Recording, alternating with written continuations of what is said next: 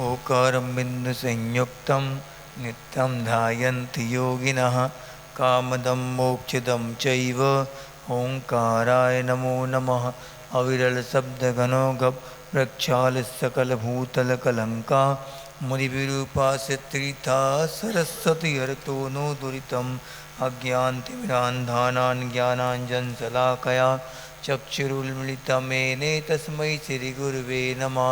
परम गुरुभ्यो नमः। परम्पराचार्यगुरुभ्यो नमः। सकलकलशविध्वंसकं श्रेयसां परिवर्धकं धर्मसम्बन्धकं बभ्जीवमनः प्रतिबोधकारकमिदं शास्त्रं श्रीरत्नकरण्डश्रावकाचार्याणां ध्येयम् अस्य मूलग्रन्थकर्तारा श्रीसर्वज्ञदेवा तरुत्तरग्रन्थकर्तारा श्रीगणधरदेवा प्रतिगणधरदेवाः तेषां वचनानुसार मासाद श्रीमदयाचार्यप्रवर श्री समन्तभद्रदेवैर्विरचितं मङ्गलं भगवान् वीरो मङ्गलं गौतमो गणी मङ्गलं कुन्दकुन्दार्यो जैनधर्मोऽस्तु मङ्गलं सर्वमङ्गलमाङ्गल्यं सर्वकल्याणकारकं प्रधानं सर्वधर्माणां जैनं जयतु शासनं। कोटिशतं द्वादश्चैव कोट्यो लक्षाणि शीतस्थलिकानि चैव पञ्चाशदष्टौ च सहस्रसङ्ख्यमेतच्छ्रुतं पञ्चपदं नमामि। अरहन्तवासिगत्तं गणहरदेवीं गन्त्यं सम्मं परमामि मत्तयुक्तो सुदनानमो वयं शिरसा इच्छावन्ते सुधवत्ती काओ सुगौको तत्सालोचेयम् अंगोवंगवैन्य पौडपर्यम्मि सुत्तपरमानेकगैचूलिया चेव सुत्तथैतुदं कहायं सैनिच्यकालम् अंचेमि पूजेमि वन्दामि नमंसामि दुःखखौ कम्मखौ वोहिलाओ सुखैगमनं समाहिमरणं जनगुणसम्पत्तियो मज्जं नमोस्तु अपराणिक स्वाध्यायवेलां श्रीमदाचार्यवत्ती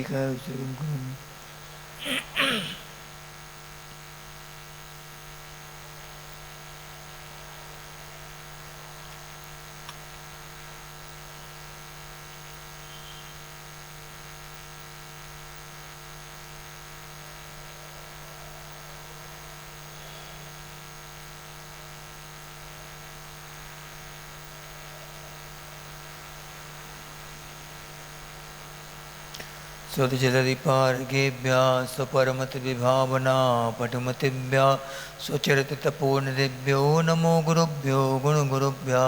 छत्तीसगुणसमग्रे पञ्चविहाचारकरणसन्दर्शे शिष्यानुग्रहकुशले धम्मायिरे सदा वन्दे गुरुभक्तिसंयमेरया तरन्ति संसारसागरं घोरं छिन्दन्ति अट्टकं मम जम्मं मरणं न पावयन्ति ये नित्यं व्रतमन्त्रहोमनिरता ध्यानाग्निहोत्राकुला षट्कर्मा विरतास्तपोदन्दना साधुक्रिया साधवा शीलप्रावरणा गुणप्रहरणास् चन्दार्कतेजोदिका मोक्षद्वारकपाटपाटनवटा प्रीणन्तु मां साधवा गुरुवा पान्तु नो नित्यं ज्ञानदर्शननायका चारित्राणो गम्भीरा मोक्षमार्गोपदेशका इच्छावन्ते आरवत्ती काउ सुगौको तत्सालोचेयं सम्मनानि सम्मदनि शनि सम्मचरचित्ताणं पञ्चविहाचारणमार्याणम् आयारादिसुतनानोपदेशनमज्जायाणं तीरन्गुणपालनयाणं सम्पसाहूलं शयनिच्यकालम् अंचेमि पूजेमि वन्दामि नमंसामि।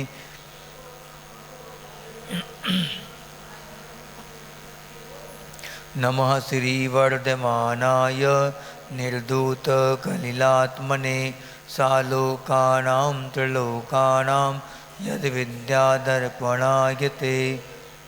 आगे 16 से चलतां धर्मवत्सलै प्रत्यवस्थापनं प्राज्ञै स्थितीकरणमुच्यते स्वयुत्थ्यान् प्रति सद्भाव सनाथापेतकैतवा।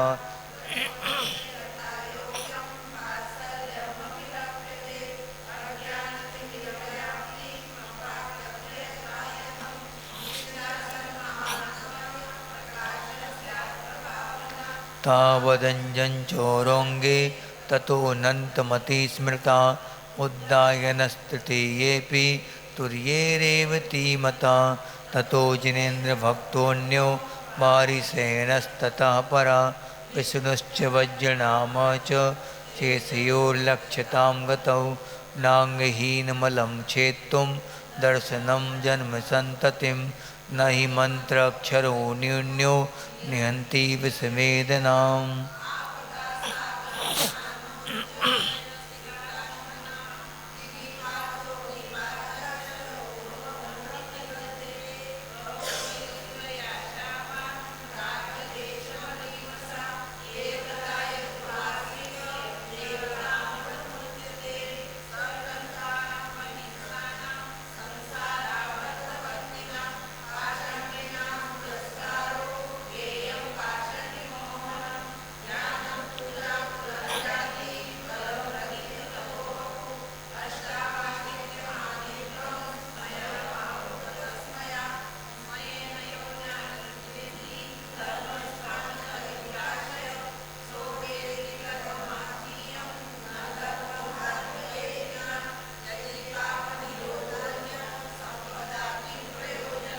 हतपापस्रवोऽस्त्यन्न सम्प्रदा किं प्रयोजनम्। सम्पन्नमपि मादङ्गदेहजं देवादेवं विदुर्भस्म गूढागारान्तरोजसं स्वापि देवोऽपि देवा स्वा जायते धर्मकिल्बिषात् स्वापिनां भवेदन्य सम्पद्धर्माक्षरीरिणां लोभाच्च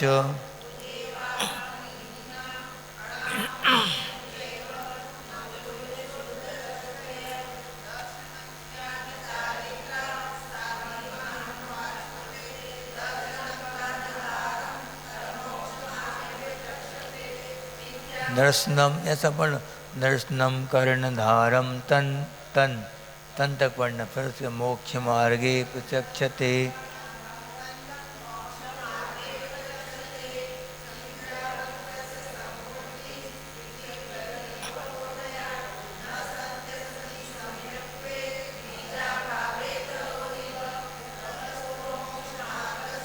निर्मोहो नैव मोहवान् अनगारो ग्रही श्रेयान् निर्मोहो मोहिनो मुने समं किंचित त्रैकालेति जगत्यपि श्रेयो श्रेयश्च मिथ्यात्व धमम नानतनुवृताम।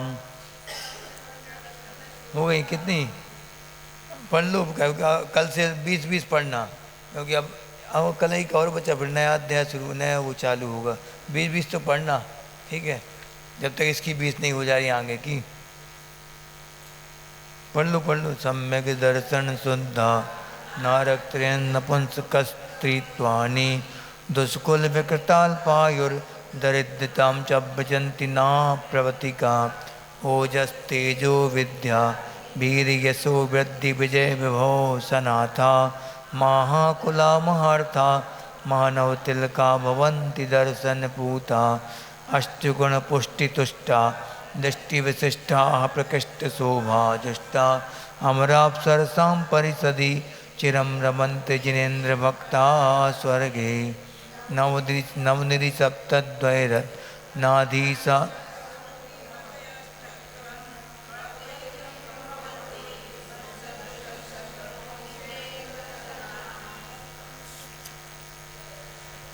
हाँ जी हो गया। अमरासुर नर जी नहीं हुआ। हाँ यहाँ पे अपन अभी क्या पढ़ रहे, सम्यक दर्शन का महात्म। इस सम्यक दर्शन के प्रभाव से क्या क्या होते, जैसे मान लो कि उन्होंने वो मानव तिलका का मतलब क्या होता, मानव में जो तिलक के समान होते हैं महापुरुषों के बारे में आया। तो ऐसे पद किसके माध्यम से मिलते, दृष्टि की निर्मलता से। और निर्मलता हम पढ़ चुके हैं कि 8 मद शंका आदि 8 दोष और 6 अनायतन और कितने 3 मूर्ताओं से रहित जो होता है वह भाई दोषों से रहित 25 दोषों से रहित होता है। वह क्या कहलाता है, दृष्टि की निर्मलता उसी को प्राप्त होती है जो कि इन 25 दोषों से रहित हो जाए, सर्वथा अभाव हो जाए जिनके जीवन में। तो ऐसे अभी वर्तमान में कौन सा सम्यक दर्शन अपने पास, तीन प्रकार के सम्यक दर्शन होते हैं, उपसम, क्षय उपसम और छाय, तीन प्रकार के होते। तो वर्तमान में कितने हो सकते? दो होंगे। कौन कौन से? छायक और क्षय उपसम, दो होंगे ना? हैं? कौन कौन से होंगे? पक्का है? सोचने लगे कुछ लोग, अभी पक्का बोलो ना। जी जी दोष कहलाता है क्या? क्षय उपसम सम्यक दर्शन जो। अब तो आप लोगों को समझ में आ जाता पूरा कि उपसम क्या है, क्षय उपसम क्या है, क्षय क्या है, समझना है। अपन धीरे धीरे पूरा समझेंगे। सबसे पहले एक चीज़ लिख लो, अगर कॉपी लाए हो बहुत अच्छी चीज़ बता दें कि बिल्कुल हमने जो आसान तरीका सीखा, क्योंकि पाँच साल तक हम कंटिन्यू पढ़ते रहे, हमको कुछ समझ में नहीं आता था ये क्षय उपसम क्या है, क्षय क्या है, इसको समझ में नहीं आता था। एक महाराज जी ने हमें बताया और एक बार में समझ में आ गया, एक बार में। जब से हम भूले नहीं वो चीज़। और तुम लोग भी आइडिया बस समझ दो कि 7 प्रकृतियों का नाम याद कर लो बस। कौन कौन सी 7? मिथ्यात्व, सम्यक मिथ्यात्व और सम्यक प्रकृति। लिख लिया? मिथ्यात्व, सम्यक मिथ्यात्व, सम्यक प्रकृति, ये 3 जी। और अनंतानुबंधी की 4, क्रोध, मान, माया, लोभ, ये 4। समझ गए ना? अनंतानुबंधी 4 लिख लो। और मिथ्या, सम्यक मिथ्या, सम्यक प्रकृति, इस प्रकार कितनी हो गई? 7 प्रकृतियों के। अगर देखो इधर देखते भी जाओ, समझते जाओ, अच्छे से देखो। इन 7 प्रकृतियों का अगर आपने उपसम कर दिया, उपसम यानी अंतर मुहूर्त के लिए इनमें 7 में से कोई भी उदय में नहीं आएगी। हाँ, ये क्या कहलाया? उपसम, बिल्कुल दब जाना, उनका प्रभाव समाप्त सा हो जाना। लेकिन कितने समय के लिए होगा उपसम? मात्र 48 मिनट के पहले पहले, अंतर मुहूर्त तक, बस अंतर मुहूर्त तक छाया जैसे निर्मल परिणाम हो जाएंगे मुनिराज के या किसी सम्यक दृष्टि के, ऐसे परिणाम हो सकते। लेकिन कितनी देर के लिए होंगे? बस अंतर मुहूर्त के लिए। अंतर मुहूर्त कितना कहलाता?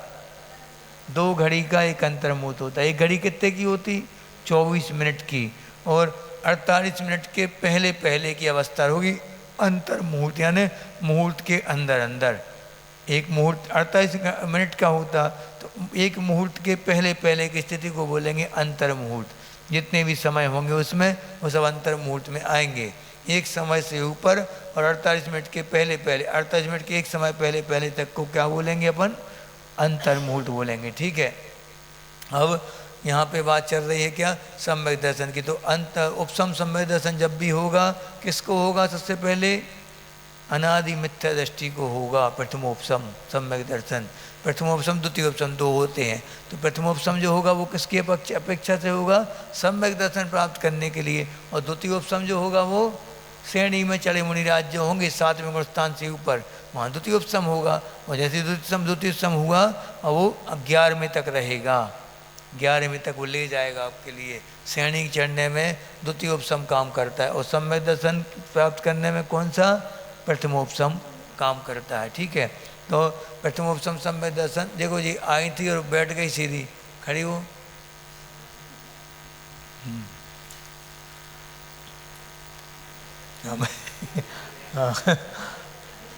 तो प्रथमोपसम सम्यक दर्शन क्या बताया? उपसम याद रखना। उपसम ऐसा एक प्रक्रिया है उपसम की कि वो मात्र किसका होता है? मोहनी कर्म का मात्र उपसम होता है बस। और किसी भी कर्म में व्यवस्था है ही नहीं, मात्र मोहनी कर्म ऐसा है जिसका उपसम होता है। बढ़ जाओ।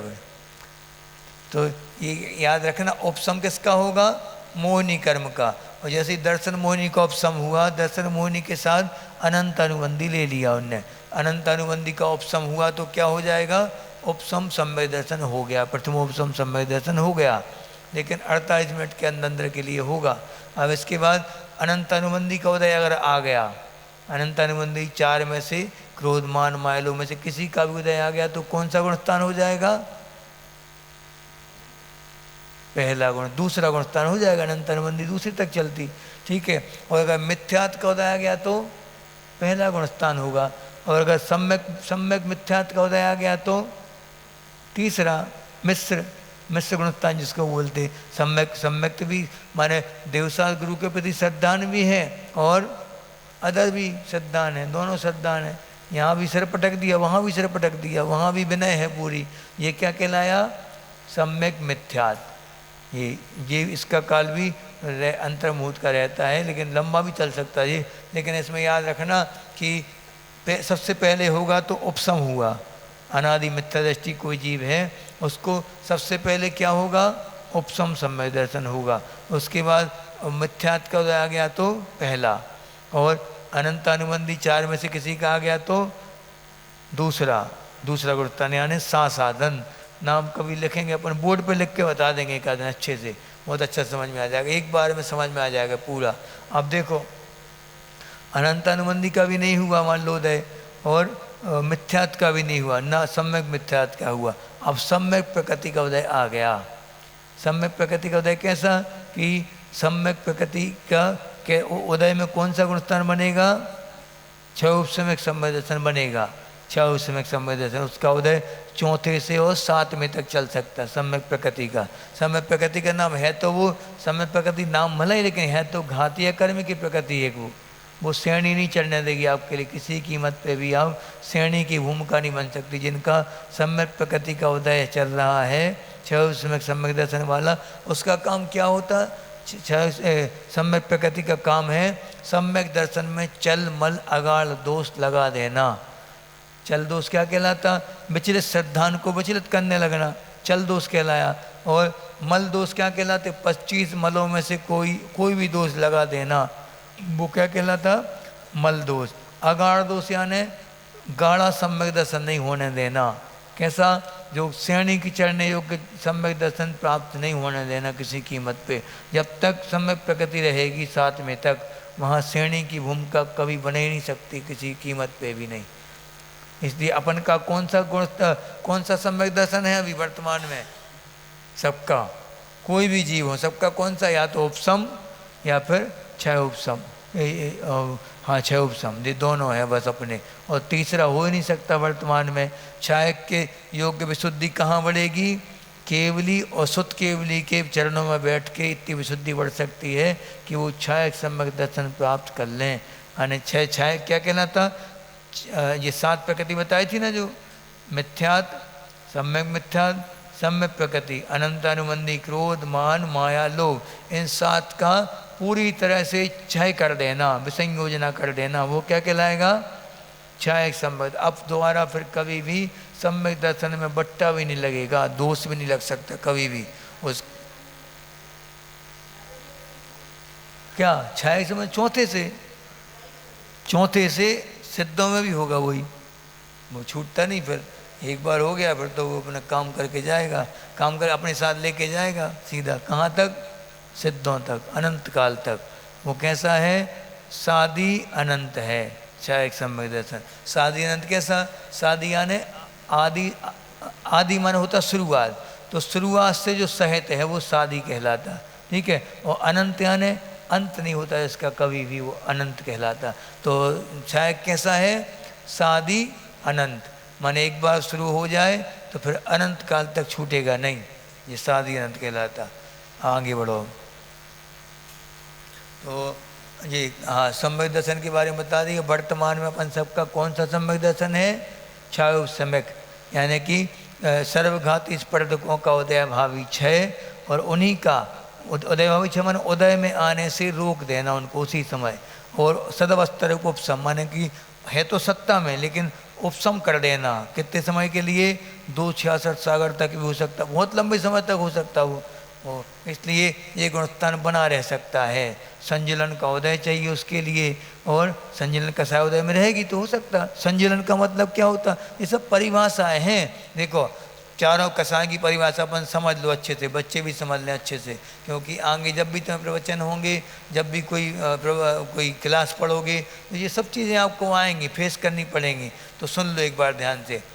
अनंतानुबंधी ये नाम है, इसका अगर मीनिंग तोड़ा जाए इसका अगर, तो क्या निकलेगा, अनंत अनुबंधी। अनुबंधी माने क्या कहलाता, कॉन्ट्रैक्ट, अनुबंध हो गया मां उनके साथ, गठबंधन हो गया।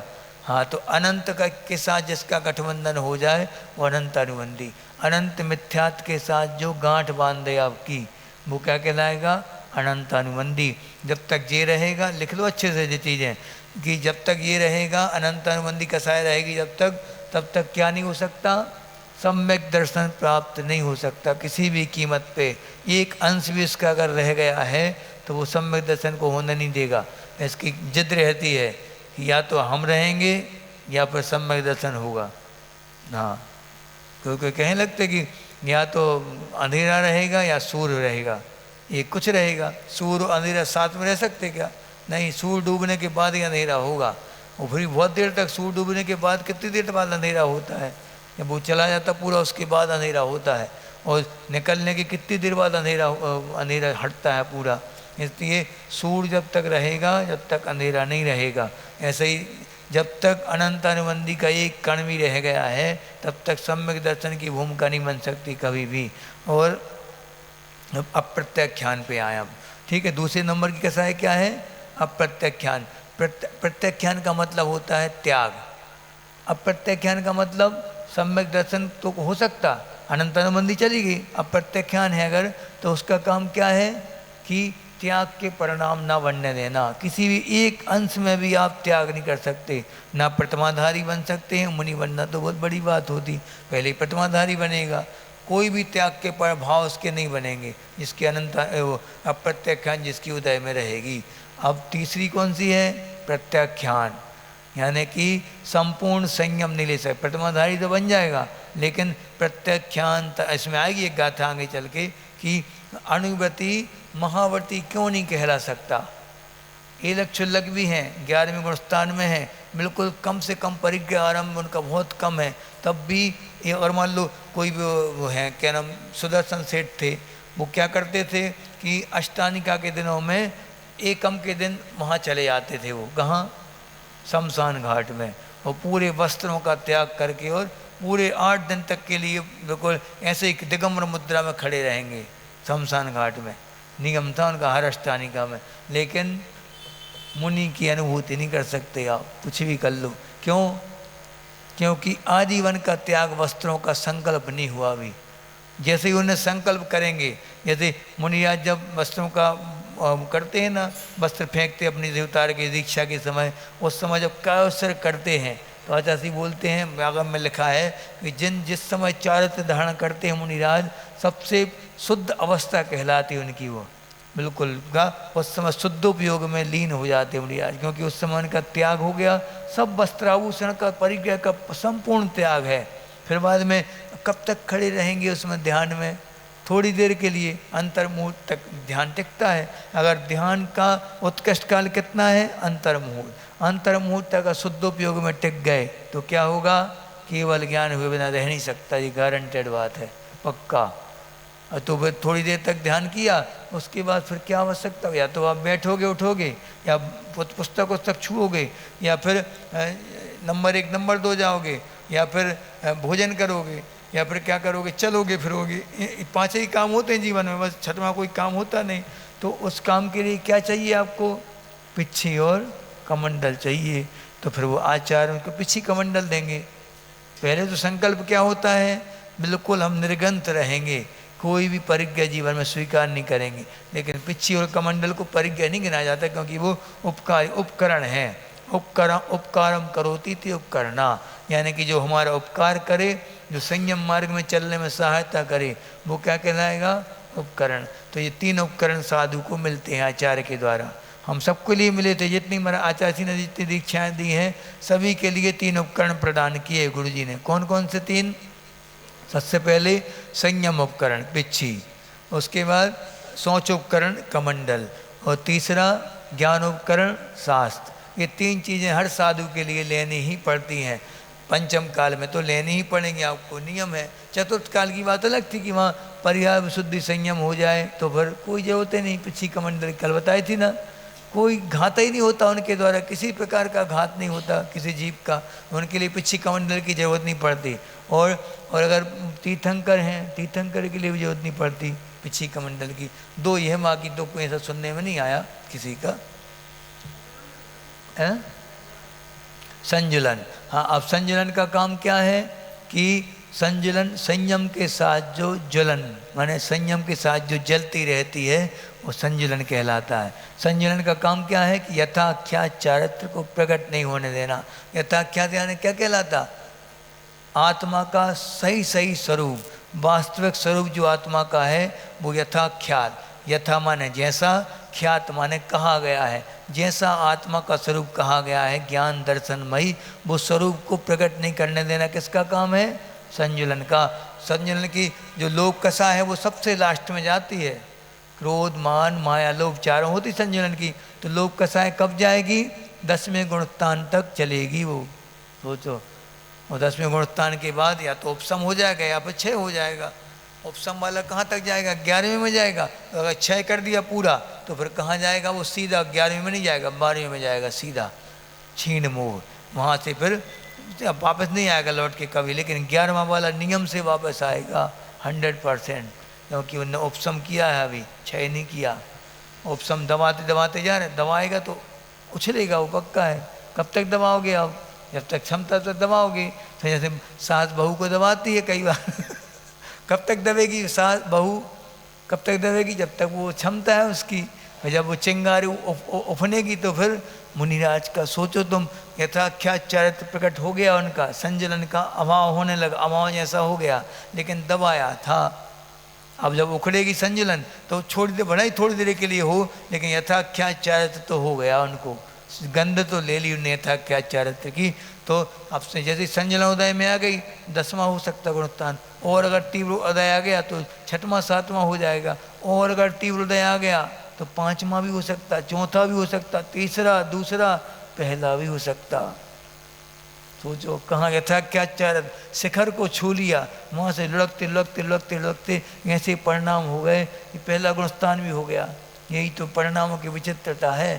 इसलिए जब तक अपने परिणाम संभले हुए हैं तब तक जितना हो सके धर्म ध्यान कर लो, वरना कोई ठिकाना नहीं परिणामों का, किसके प्रति कैसे परिणाम कब हो जाए, कौन सा कर्म का बंद हो जाए तीव्रता से, फिर हमारे संयम लेने के, नियम आदि लेने के और अच्छे कार्य करने के कोई भावना बने, कोई भरोसा थोड़ी है।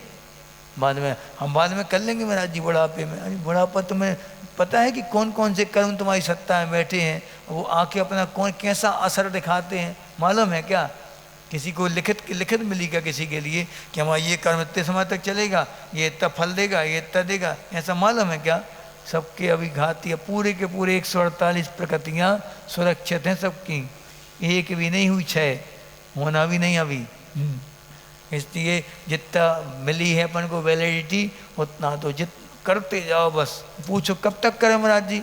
करते जाओ जब तक हो समास है, जब तक करो। हमने कल क्या बताया था? आचार्य पूजपा स्वामी का दोहा, वो श्लोक कौन सा था वो? हे जिनेंद्र, भगवान ने क्या मांगा भगवान से कि जब तक हमारे कंठ में प्राण है और कंठ अवरुद्ध नहीं होता तब तक आपके नाम का उच्चारण जीवन भर की साधना का फल मांग रहे हो। पूरे जीवन हमने जितनी साधना करी हो, जितने भी व्रत उपास नियम आदि किए हो, सबका फल अगर हमें कोई मिले तो आपका नाम उच्चारण हमारे कंठ से होता रहे, बस कुछ नहीं चाहिए हमें। क्या मांगे? और इतनी सी मांग में सब कुछ मांग लिया उनने, मोक्ष मांग लिया साक्षात उनने। क्योंकि जो समाधि पूर्वक और जिनेंद्र भगवान का नमो निरंतरम कहते हुए प्राण छोड़ेगा पवित्र भावों से, वो क्या यहाँ रुकेगा क्या?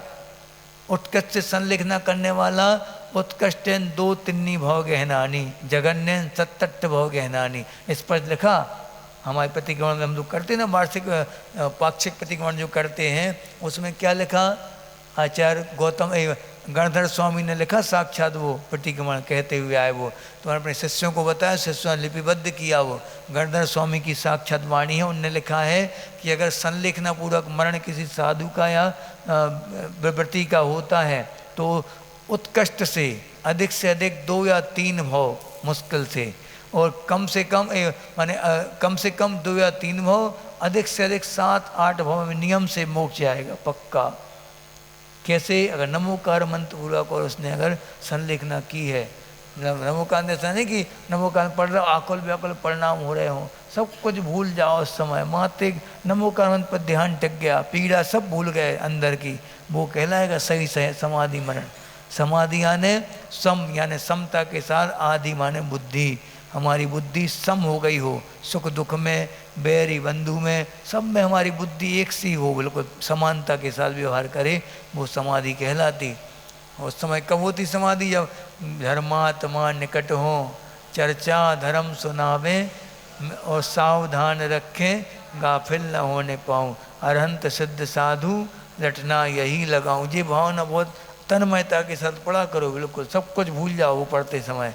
ये भावना बिल्कुल यही सुनाई जाती है, इससे अच्छा प्रीति कर लो इस भावना से, क्योंकि लास्ट में तुम नहीं चाहोगी तब भी सुनाएंगे तुम्हें घर वाले। इसलिए कुछ चीज़ों को तो इतना घर वालों को बता दो, बहुओं को बता दो, बेटों को बता दो कि हमें ये बहुत प्यारी लगती है। जब भी हम बीमार पड़ें या मर रहे हों हम, तो हमें ये सुना देना। बहुओं से कह के रखो, बेटों से कह के रखो, 10-20 चीज़ें कर लो इकट्ठी, माने ये तो तुम्हें अच्छा कलेक्शन कर लो बढ़िया। और वो नियम बना लो कि ये 24 घंटे में 2-3 बार तो हम पढ़ेंगे ही पढ़ेंगे, छोटी छोटी चीज़ें। तो उससे क्या होगा, बेटे बहुएं तुम्हें लास्ट में सुनाते रहेंगे। और हमें अच्छी इष्ट वस्तु है वो तो अच्छी लगेगी, वो प्रिय लगेगी, सब पीड़ा भूल जाओगे उस समय। नहीं तो फिर कराते रहोगे तो हमें सुना नहीं, तुम हमें सुना नहीं, भगवत से हमें नहीं सुनना, हो यहाँ से जैसे बोलोगी। फिर उनसे मंगाओ, उनके पैसा रह गए हैं, उनसे सोना चांदी हमने उनको कंगन दिए थे, वो कंगन ले लो उनसे। ये चीज़ें याद आती हैं लास्ट में, वो भगवान को से याद नहीं आते। हमने कई संलेखना देख ली अच्छे बेटियों की, यही भाव महाराजों की भी देख ली। भैया महाराज भी ऐसा नहीं कि महाराज जी बन गए तो संलेखना ठप्पा लग गया कि हो गई होगी, नहीं। उसमें क्या लिखा गया कि मणिमयी शिखर पे नहीं, स्वर्णमयी शिखर मंदिर पे मणिमयी कलशा धरें। यानी कि ये संलेखना कैसी मानी जाती है, सोने का मंदिर बन गया, माने खूब व्रतों का पालन किया, आजीवन बिल्कुल संयम का पालन किया, मुनिव्रत धारण करके सब कुछ किया, और लास्ट में संलेखना नहीं हुई तो मंदिर के बाद शिखर स्थापना जैसे नहीं होती, अधूरा माना जाता, ऐसे ही माना जाएगा। आप तो मुनियों को बता रहे, तुम्हारी तो अब तुम लोग बहुत महान हो तुम्हारी तो बात ही अलग है। तुम नहीं मिले व्रत तो भी संलेखना हो जाती, तुम लोगों की तो हो जाती। हाँ, ऐसा नहीं, जब तक व्रती नहीं बनोगे तब तक संलेखना नहीं मानी जाएगी। वो हम बताया था ना कितने 5 प्रकार का मरण होता है। एक तो बाल मरण, बाल पंडित मरण और पंडित मरण, ये कहलाते मरण। तो पंडित मरण किसका होता? वो तो तीर्थंकरों का होता है, या उसी भाव से जो मोक्ष जाने वाले हैं उनका होगा पंडित मरण। वो कहते हैं ना उस भावना में, पंडित मरण हो मेरा ऐसा ही वर दो, ऐसा। तो ये पंडित मरण तीर्थंकर बन के या केवली बन के हमारा मरण हो जाए, वो पंडित मरण। और उसके बाद बाल मरण, बाल नहीं, बाल यानी होता अज्ञानी, माने कि वो ना उसके कोई सम्यक दर्शन है और ना कोई व्रत नियम है, ना कोई संयम है, वो कौन कहलाए? बाल मरण। सबका होता, सब जीवों का होता, मिथ्या दृष्टियों का होता, ठीक है। अब इसके बाद बाल मरण, यानी कि सम्यक दर्शन तो हो गया लेकिन व्रत नियम कुछ नहीं है, बाल मरण। अब बाल पंडित मरण, यानी कि सम्यक दर्शन तो हो गया, व्रत नियम भी ले लेकिन मुनि नहीं बन पाए, बाल पंडित मरण। और पंडित मरण मुनियों का जो मरण होता पंडित मरण। और ये 3 प्रकार का होता है। कौन कौन सा? जैसे सबसे पहले प्रायोपगमन संन्यास। प्रायोपगमन क्या कहलाता? ना खुद की वैयावर्ती करेंगे मरते समय, संलेखना के समय, ना दूसरों से करवाएंगे, वो क्या कहलाएगा? प्रायोपगमन। और इंगिनी मरण किसे कहेंगे?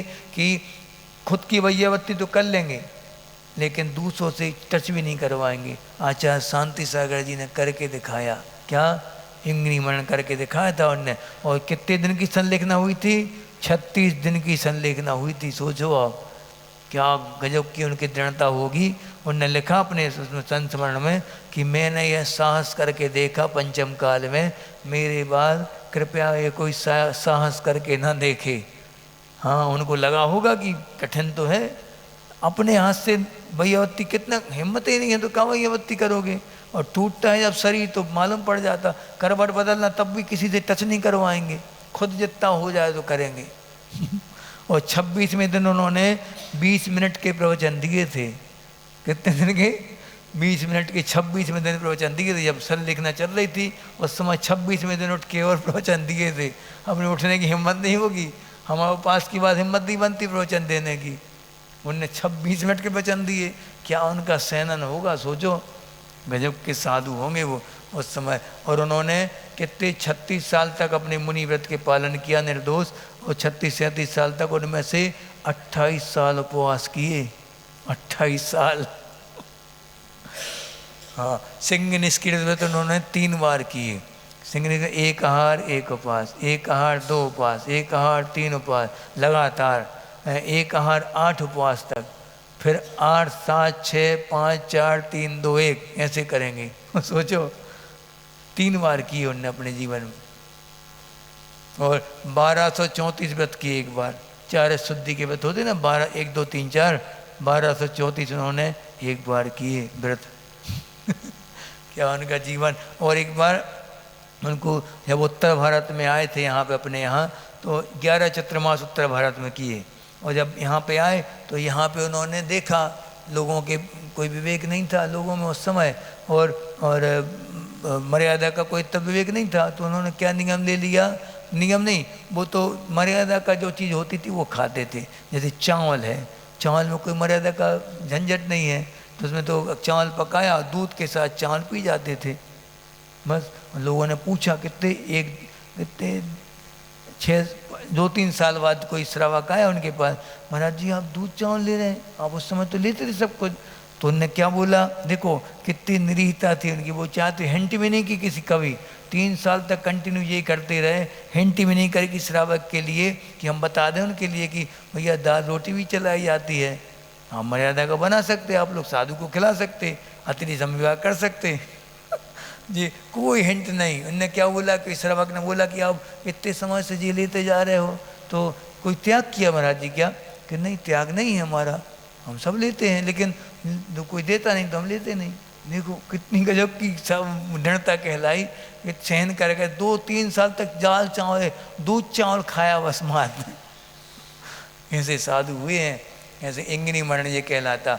और चौथा होता है आवीची मरण, यानी कि प्रति समय जो मरण होता रहता है हर जीव का हो रहा, वो तो ये आवीची मरण कहलाता।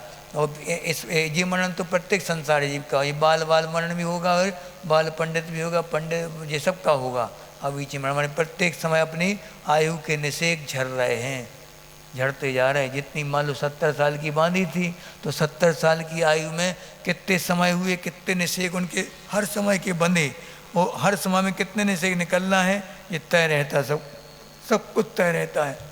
आपका सोचो, रोक सकते उसको, पर आयु कर्म की उदीर्णा को रोक सकते हैं कैसे? आयु कर्म की उदीर्णा कैसे? उदीर्णा माने जब समझ गए, उदय और उदीर्णा में क्या अंतर है? जैसे कमंडल है, कमंडल से हम टोटी से पानी निकाल रहे हैं, ये क्या हो गया? उदय, ठीक है। और ढक्कन खोल के सीधा ऐसा पलटा दिया कमंडल, पूरा का पूरा पानी एक बार में झरझर करके पूरा झर गया, ये क्या हो गया? उदीर्णा। दोनों में अंतर है कि नहीं? जो इतने सारे समय में निकलने वाले, जो असंख्या समय में निकलने वाले जो कर्म थे, एक बार में निकाल दिए, उदीर्णा कहलाती है। तो आयु कर्म की उदीर्णा कहाँ तक होती है? 6वें गुणस्थान तक होती है, 7वें से उदीर्णा नहीं होती। प्रमाद जहाँ तक रहेगा वहाँ तो खाते समय भी उदीर्णा होती है अपने। जैसे मान लो कोई व्यक्ति है और एकदम गर्मी के दिन है, और गर्मी के दिन में भी वो एकदम सूखा खाता जा रहा है, आयु कर्म के निषेक बहुत जल्दी झड़ेंगे, बहुत कम आयु हो जाएगी उसकी आगे चल के। और बहुत ज़्यादा उछल कूद करने वाले जो प्लेयर वगैरह होते हैं, उनकी आयु, पर्वतों पर चढ़ने वालों की आयु बहुत कम रहती है। हाँ, मान के चलना, जल्दी निषेक झड़ते, क्योंकि जितनी जल्दी श्वास चलेगी उतनी जल्दी निषेक झड़ेंगे। इसको अपन ऐसा समझ सकते हैं कि आयु के निषेक की संख्या जो है श्वास से भी आधारित हो सकती है, क्योंकि देवों में हमने, हमारा सोच है अपना, ये ऐसा आगम में कहीं आया नहीं, लेकिन हमारा अपना सोच है। क्योंकि ऊपर के जो देव होते हैं, जैसे जैसे ऊपर बढ़ते जाएंगे, उनकी श्वास की जो श्वास लेने की जो समय है बढ़ता जाएगा। हाँ, सागरों के एक सागर में एक पक्ष में श्वास लेंगे, 15 दिन में एक बार श्वास लेंगे बस, इसलिए तो उनकी आयु सागरों तक चलती है, कई सागरों तक। अपन लोग कितनी बार लेते हैं? हाँ, और अगर कोई भय के काम कर रहे हैं, कोई ऐसी डरावनी जगह पर जाएंगे, भय के कारण बहुत जल्दी अपनी श्वास ऊपर नीचे होने लगती, उससे क्या होता है? आयु कर्म की उदीर्णा जल्दी होगी, निश्चित है। तो डरपोक आदमी होगा वो ज़्यादा नहीं जिएगा, जल्दी मरेगा वो। जितना हिंसक होगा उतना डरपोक होगा, ये पक्की बात है। जो जितना हिंसक होगा, जो शस्त्र अस्त्र रखे हैं, उसको शस्त्र क्यों रखे हो आप? शस्त्र क्यों रखते? भय लगता कि जब तो शस्त्र रखे, बिना भयभीत हुए कोई शस्त्र का उपयोग कर ही नहीं सकता, करेगा ही नहीं, रखेगा ही नहीं अपने पास। भयभीत है वो अंदर से, हमला न कर दे कोई पीछे से, इसलिए वो शस्त्र रखे अपने पास। और मुनि क्यों शस्त्र नहीं रखते? डर नहीं किसी का। क्या डर है? हमने किसी का कुछ बिगाड़ा ही नहीं भैया। वो 3-3 टाइम क्षमा मांग लेते तो फिर बिगाड़ा भी होगा, मान लो कभी मन वचन काय से किसी के प्रति गलत भाव हो गए हो, या निकल गया हो कुछ मुंह से शब्द ऐसे जिससे किसी को पीड़ा पहुंच गई हो, अच्छा न लगा हो, तो हम 3-3 टाइम क्षमा मांग लेते कान पकड़ के। हाँ, 3-3 टाइम अपने आप को गाली देना है। सुबह उठते ही सर बिल्कुल सुबह जैसे जितने 2 बजे नींद खुले, 3 बजे नींद खुले, तुरंत शुरू हो जाओ, मैं पापी हूँ, मैं लोभी हूँ, मैं दुष्ट हूँ, मायाचारी करता हूँ, ये निंदा, अपनी निंदा कर, कान पकड़ो, आंसू बहाओ अपने लिए, भले ही कुछ नहीं किया हो तब भी करो। ये क्या है? 3-3 टाइम प्रतिक्रमण करते हैं मुनिराज, 3-3 टाइम। अब आप कितनी बार करते? आप तो महान है ना आपके जीवन से तो पाप निकल चुका है, निष्पाप हो गए हैं आप लोग, तो प्रतिक्रमण की जरूरत ही नहीं है, केवल ज्ञान होने वाला कुछ दिनों में इसलिए प्रतिक्रमण हर कम से कम हर श्रावक के लिए, चाहे वो व्रती हो चाहे अव्रती हो, प्रतिक्रमण करना अनिवार्य है, करना चाहिए एक बार। नहीं प्रतिक्रमण क्या जरूरी किताब से पढ़ें, प्रतिक्रमण 5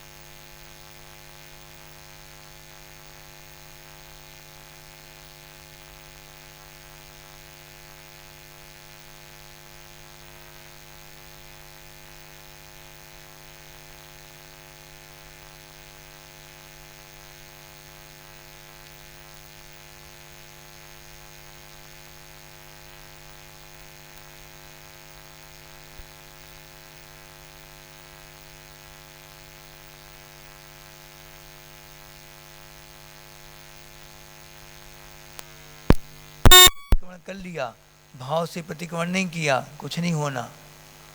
अकेला भाव से किया, द्रव्य से नहीं किया तो भी कुछ नहीं होना पूरा, लेकिन फिर भी भाव का बहुत महत्व है।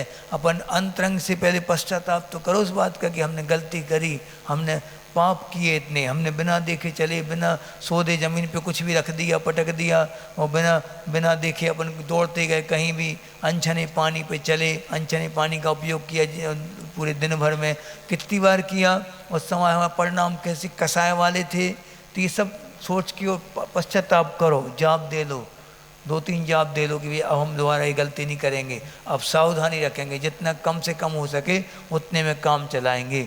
महाराज जी 2 बाल्टी से जब तक नहीं ना हो तब तक मन नहीं भरता है, 2 बाल्टी से कोई तो बिल्कुल न ले। आजकल तो सावर चल गए, बस सावर यानी आपके जीवन में सावन आ जाएगा, अब पापों का सावन आ गया, अब तो बस सावन में बैठे रहो, झड़ी लगी है झड़ी, बिल्कुल गिर रहा है पानी, मज़ा आ रहा।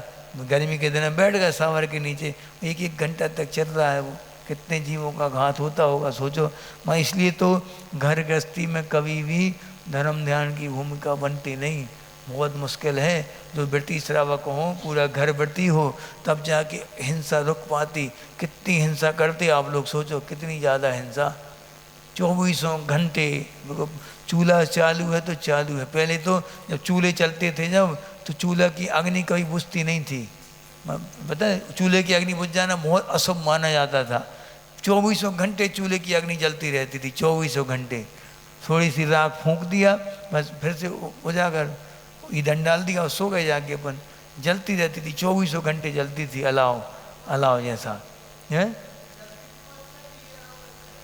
क्या जलती थी आग। हाँ हमें याद है पहले, हम हमारे घर में ही पहले 24 घंटे।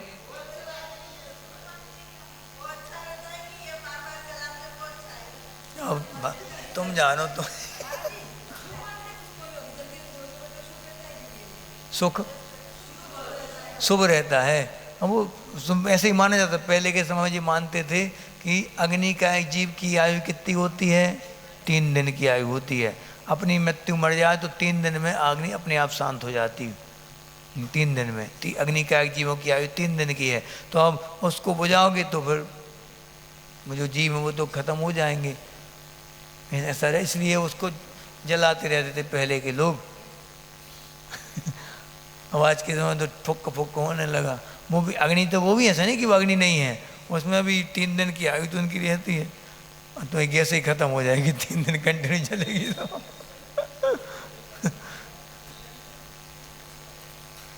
देखो आज अपन सम्यक दर्शन की पढ़ लिया अपन ने भूमिका, एक आधा बोर्ड लगा के अच्छे समझा लेंगे तो अच्छे समझा, गुणस्थान पूरे समझ लेंगे अपन, क्योंकि गुणस्थान ऐसी चीज़ अपने भावों की दशा का नाम गुणस्थान है। हाँ, इसलिए गुणस्थान समझना अनिवार्य है।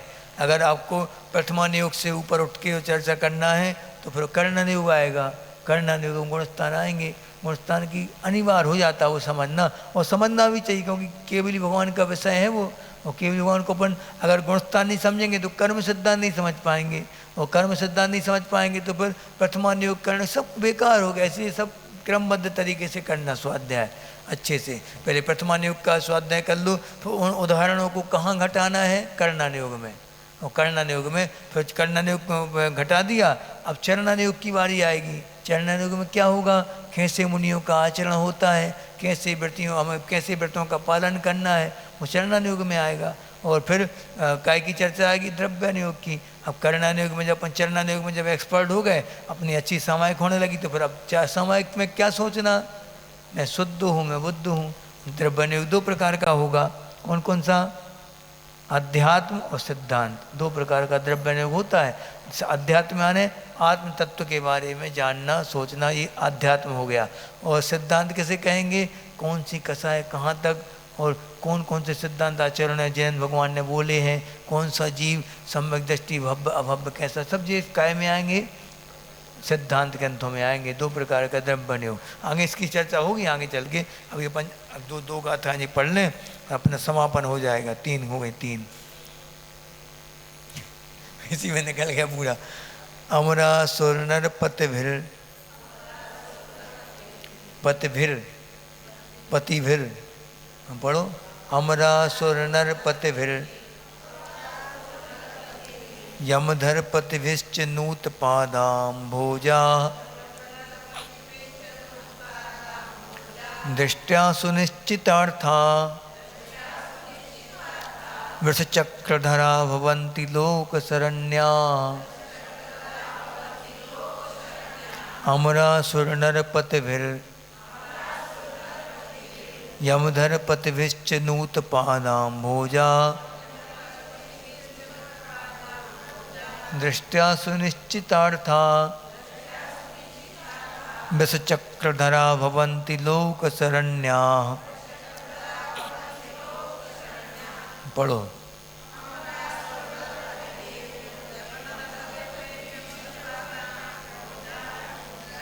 पढ़ो।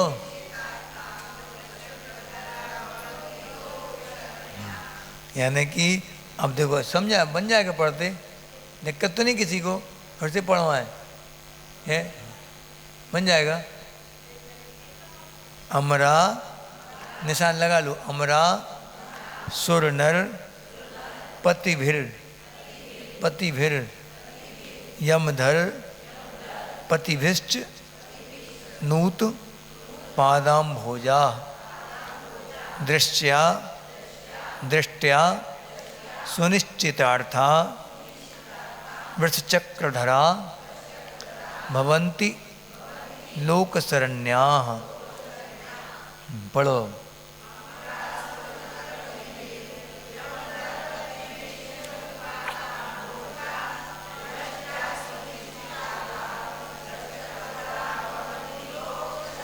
हम यहाँ किसके बारे में बता रहे हैं, वृषचक्रधरा, वृष यानी धर्म, धर्म चक्र को धारण करने वाले कौन होते? धर्म चक्र को कौन धारण करता? धर्म चक्र को तीर्थंकर करते हैं हम। ध्यान रखो। अब देखो, अमरा सुर नर पत्य फिर, यानी कि अमरा, अमर, अमर यानी देव, और असुर यानी धरणेन्द्र, नीचे वाला जो पृथ्वी पाताल लोक का स्वामी होता है, धरणेन्द्र। और सुर, अमरा, असुर, नरपति, सब में पति लगा ना, अमरपति, सुरपति, असुरपति और नरपति, इन तीनों पतियों के क्या के द्वारा यमधर पति भी, यमधर यानी कौन? यम, यम यानी क्या होता? यम और नियम दो चीजें होती हैं। यम किसे कहते? आगे आएगा तुम्हें। यम का मतलब होता है आजीवन, आमरण, वो यम कहलाता। कोई भी नियम लो, आजीवन लिया तो यम कहलाया, और कुछ समय के लिए लिया तो, जैसे किसी का फास्ट फूड का त्याग है तो जीवन भर का है तो यम कहलाया उसका, और कुछ समय के लिए है तो नियम। ठीक है, तो यमधर कौन कहलाते? यम को धारण करने वाले मुनि यमधर कहलाते। अच्छा नया नाम है जी, मुनियों को क्या बोलते? यमधर, यमराज नहीं मुनि, मुनिराज को यमराज नहीं बोलना। कौन है वो? देखो खेल में लग गए, बच्चों के खेल में लग गए। क्यों? सीधे बैठो, इसको छोड़ दो, खेलने दो उसको। तो यमधर पति के द्वारा, माने मुनियों के दो, मुनियों के पति कौन होते? मुनियों के स्वामी गणधर परमेष्टि, गणधर परमेष्टि के द्वारा नूत पादाम भोजा, यानी कि नमस्कार किए गए हैं चरण कमल जिनके, क्या नमस्कृत हुए हैं जिनके चरण कमल। ऐसे कौन? दृष्टया सुनिश्चित अर्था, माने जिसने 7 तत्व 9 पदार्थों को दृढ़ निश्चय कर लिया है, ऐसा दृष्टया यानी सम्यक दृष्टि के लिए। वृष चक्र धरा, यानी वृष यानी धर्म रूपी चक्र को धारण करने वाला। लोक शरण्या, यानी 3 लोक की जो शरणभूत हैं, ऐसे चक्रवर्ती तीर्थंकर भवंती होते हैं। देखो कौन हो जाते? तीर्थंकर। कौन होते तीर्थंकर? जो कि कैसे होते? अमर, अमर यानी 3 लोक के स्वामी कहलाए। 3 लोक के स्वामी कैसे? अमर लोक के स्वामी, अमरपति के स्वामी। और सुरपति, असुरपति कौन? पाताल लोक के स्वामी हो गए। ठीक, इसके बाद नरपति यानी चक्रवर्तियों के भी स्वामी है तीर्थंकर भगवान। और यमधरपति, यमधरपति यानी हाँ गणधर परमेष्टियों के भी जो स्वामी हैं। और इनके, इन सब के द्वारा जिनके चरण कमल पूजे जाते हैं, और ऐसे 10 चक्रधरा यानी तीर्थंकर भवंती होते हैं। लोक की शरण जो है तीर्थंकर होते हैं। कौन होते हैं? दृष्टया, यानी कि सम्यक दृष्टि के लिए। कौन? सुनिश्चित अर्थ धरा, यानी कि सुनिश्चित अर्थ के 9 पदार्थ 7 तत्वों में जिनने अपने अर्थ को, श्रद्धान को मजबूत बनाया है, ऐसे सम्यक दृष्टि जीव क्या होते हैं? तीर्थंकर आदि होते हैं। अगला, शिव मजर मरुज मक्षय, आराम से पढ़ो दिवाली। शिव मजर मरुज मक्षय, निशान लगा लो, पढ़ने में दिक्कत नहीं जाएगी। शिव मजर मरुज मक्षय, मव्यावाधम विशोक भय संकम, काष्ठागत सुख विद्या, विभुवम विमलम भजन्ति दर्शन शरणा। शिव पढ़े हम पढ़ रहे लोगों पहले लय मिला रहे हैं तुम्हारे। शिव मजर मरुज मक्षय, मव्यावादम विशोक भय संकम, काष्ठागत सुख विद्या, विभुवम विमलम भजन्ति दर्शन शरणा। पढ़ो।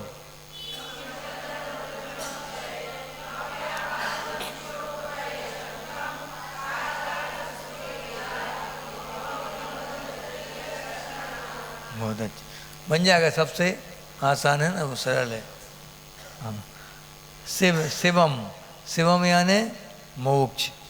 और वो कैसा है मोक्ष? अब देखो आगे जाके तीर्थंकर क्या बनते हैं? मोक्षगामी होते हैं। तो बता रहे वहाँ पे कि है क्या वहाँ पे, मोक्ष में है क्या चीज़। शिवम, शिवम यानी मोक्ष प्राप्त करते हैं, ठीक है। शिवम अजरम, जरा क्या कहलाती, जरा यानी वृद्धावस्था, तो अजरम यानी क्या कहलाता, कभी कभी वृद्धावस्था ना आना, ठीक है। और अरुजम, रुज यानी होता रोग, तो अरुजम यानी रोग से जो रहित होते हैं। और अक्षयम, अक्षय यानी कभी क्षय से रहित, कभी एक बार सिद्ध बन जाओ, कभी दोबारा ना घटना ना बढ़ना कुछ नहीं, अनंत सुख का उपभोग हमेशा करेंगे, बिल्कुल हमेशा अनंत काल तक। तो अक्षय, अक्षय यानी कि अपन चढ़ाते ना, अक्षय पद प्राप्त है, अक्षतान निर्वपामीति स्वाहा। इसका मतलब क्या है, अक्षय, जैसा आपने अक्षय पद प्राप्त किया है, दुनिया का हर पद मिटने वाला है, तीर्थंकर पद तक मिटने वाला है, लेकिन एकमात्र सिद्ध पद ऐसा है कभी नहीं मिटेगा, जो कभी नहीं, ठीक है। इसलिए किसी पर्टिकुलर एक तीर्थंकर की या किसी सिद्धों की आराधना नहीं होती, किसकी होती है, गुणों की आराधना होती। नमो अरिहंताणम, यानी बोल देते नमो पार्श्वनाथ अरहंताणम, ऐसा बोल देते नहीं, ऐसे कई हो चुके, अनंत होंगे, अनंत हो चुके, लेकिन वो क्या बनते, सिद्ध बनते, तब पूर्णता मानी जाती उनकी।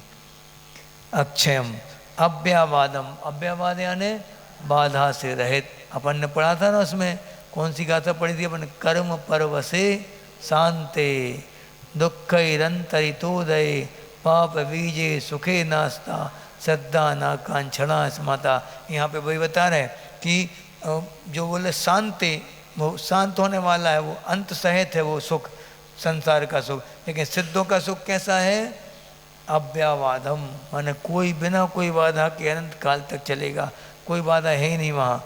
विशोक, विशोक माने शोक से रहित हैं जो, भय संकम, भय और शंका से भी रहित हैं।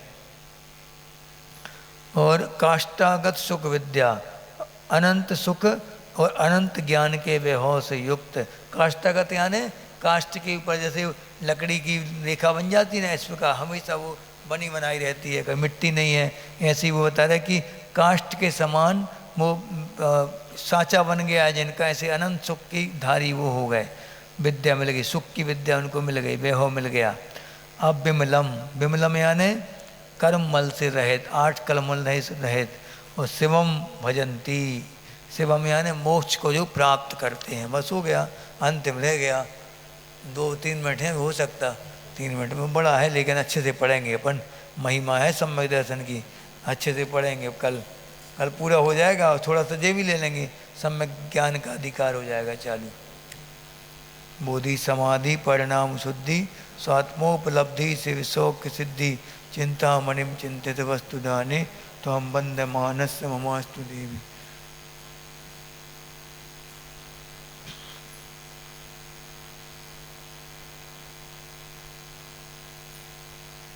पानी गिर गया, शांत हो गया पानी।